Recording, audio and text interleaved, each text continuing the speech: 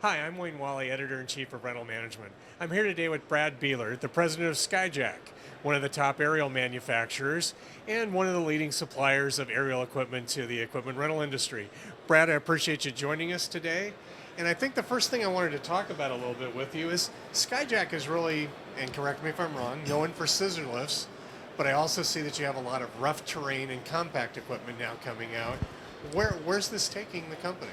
Yeah, I mean, I think that, we've been known as a scissor lift company for many years. That's where we started, and that included DC electric scissor lifts and also rough terrain scissor lifts as well, right? But we have, looked to become a full line supplier in the aerial industry. So that's meant things like booms and telehandlers being added and compact telehandlers. And so we're continuing to add products to become that full line supplier. And, when you talk about rough terrain scissors as well, we are in the midst of an ANSI standard that I'm sure we'll talk about.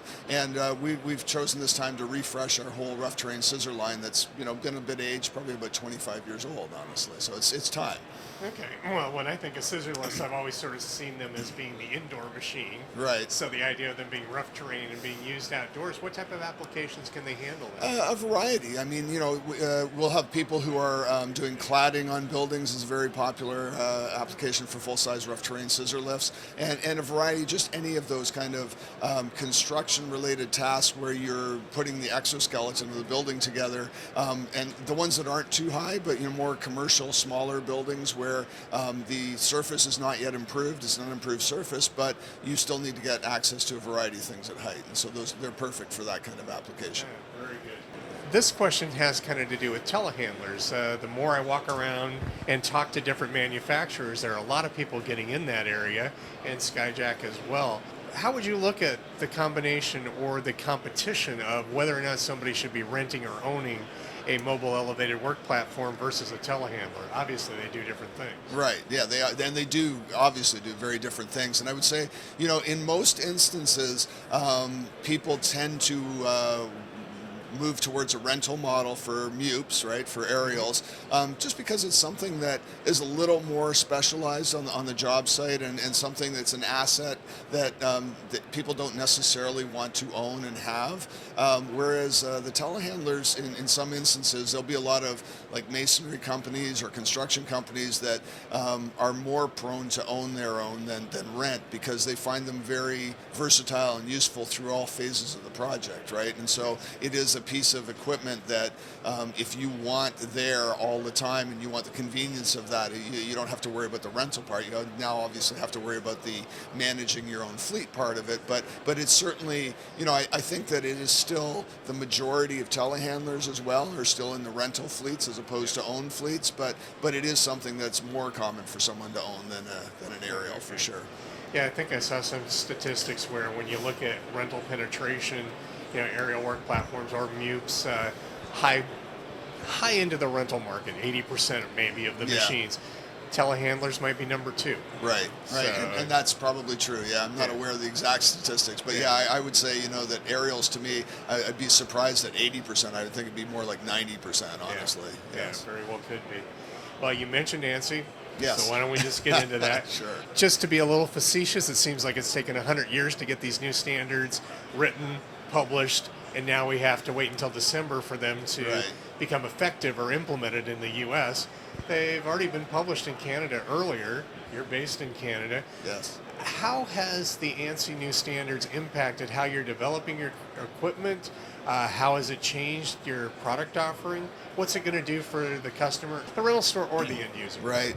There's a lot in that question. Yes. And so ultimately, it does feel like 100 years, and especially as a manufacturer who has been attempting to A, help the process along, but B, also be prepared for when it does occur, right? And certainly, our entire fleet of MUPs or aerials has required us to touch every single model that we make now with these new changes, absolutely.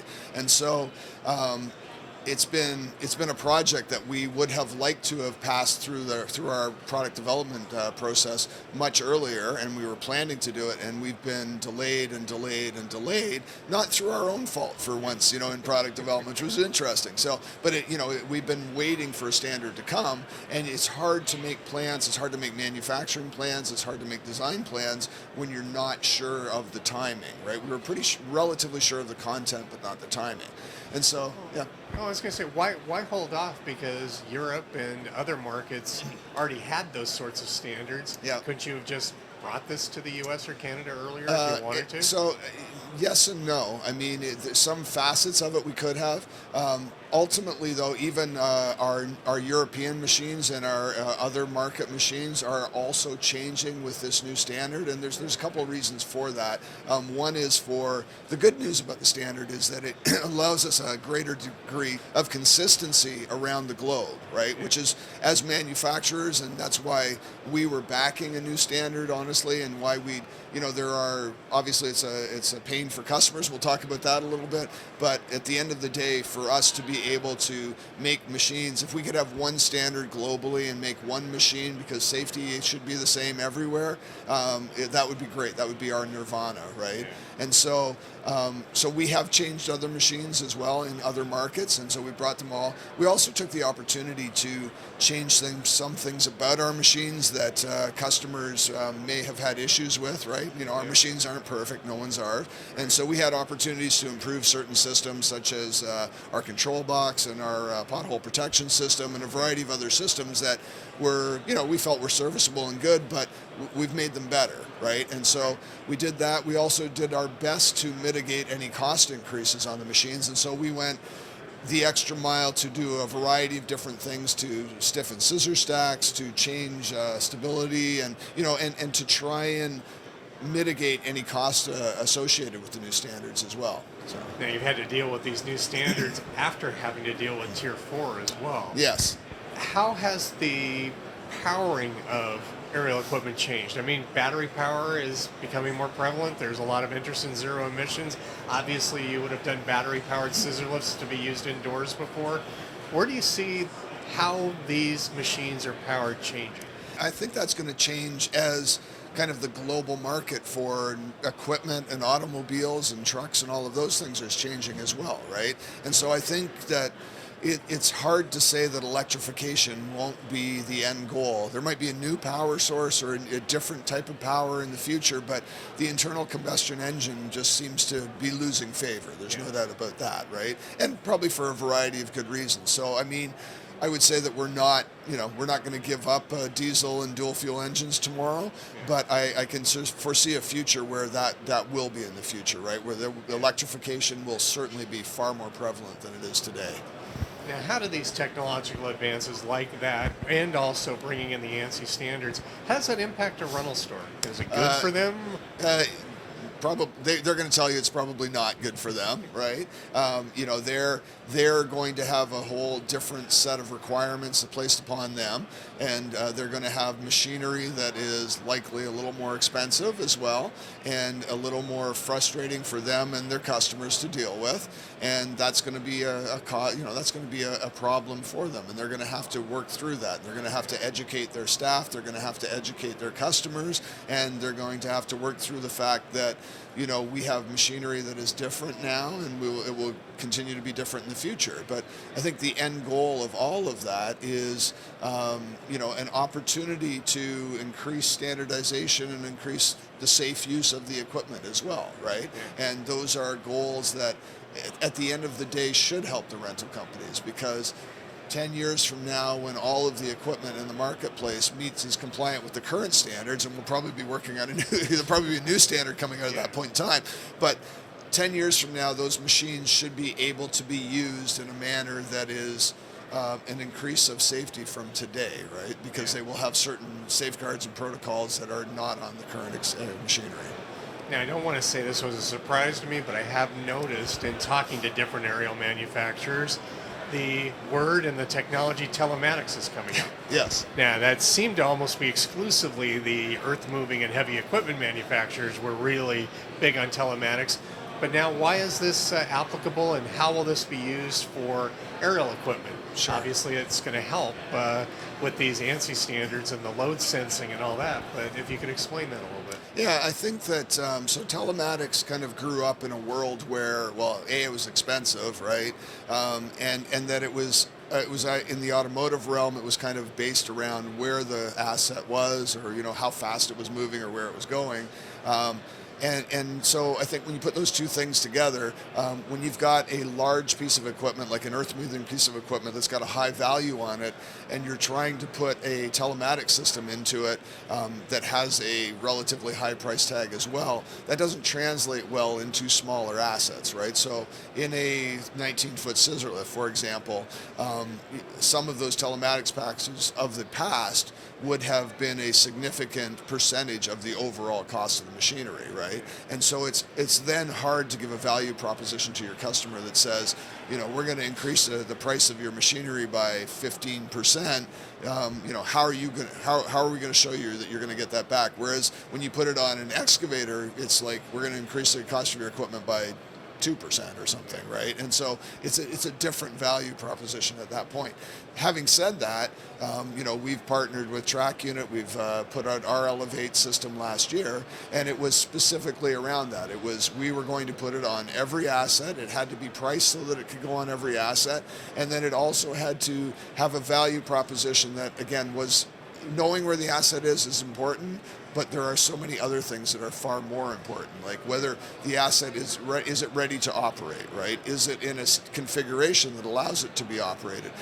What's the state of charge of the batteries? Were they actually charged last night or not, right? And we can do all of those things remotely now, and we're working on other values for the customer. And so I think for us, for our industry, the value in telematics is going to be around changing what you get out of your telematics and the value that it has to the rental customer and their job site customer as well.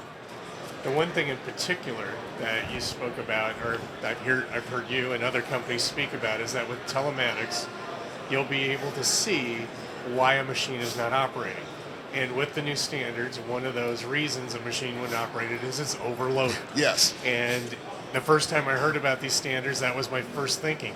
Oh my God, rental stores are going to get so many calls that these machines are not working when it's just because somebody overloaded them.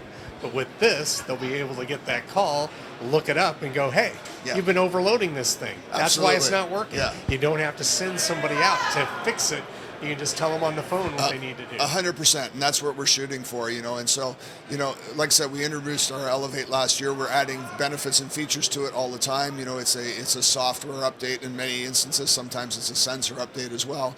But ultimately, we're going to put that on 50% of our machinery this year is going to leave with telematics on it. And exactly that is that those companies that have chosen to have that ability, you're 100% right. They're going to get a phone call from the field that says, hey, your such and such machine is not working, and they're going to be able to dial into the computer. They got their headset on. They're looking at the asset on the screen, and they're saying, "Yes, you know why it's not working? It's because you got 1,000 pounds in the platform when you're only supposed to have 500."